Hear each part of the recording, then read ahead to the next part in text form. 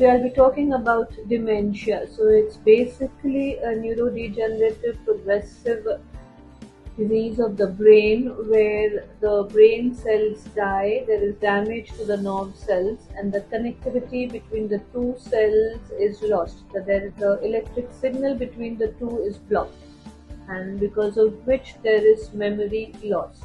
Now it's basically there's a decline in cognition leading to memory loss, problems with thinking, problems with language, and this can give rise to applying difficulty in applying logic, decision making. He is not oriented with the surrounding, he is not connected to the surrounding environment.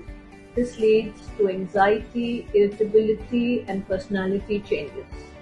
So basically, who are the people who are more vulnerable to dementia? It's age related.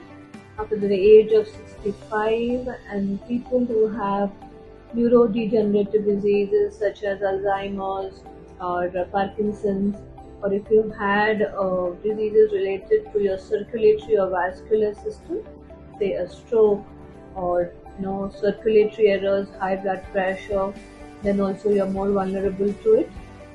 And very important here is diseases where there is protein deposits in the cells, the Lewy bodies where they are found.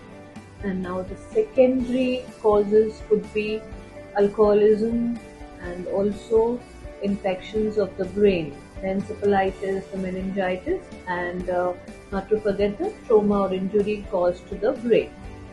Now, what are the symptoms? As we already told, it's basically related to poor recognition. Patient is not able to remember things, not able to find the perfect word. He can get lost in the streets. He doesn't understand what to say because there's no connectivity between the thoughts. And it's very important that we treat this disease. There's no perfect cure for dementia. So we have to basically treat the underlying diseases which can lead to dementia. There are medicines which can help to stop the progression of the ailment, and very important is therapies. Keep the patient active with various physical activities as well as puzzle solving, and promote social connectivity. They are surrounded well by people so that the mind remains active.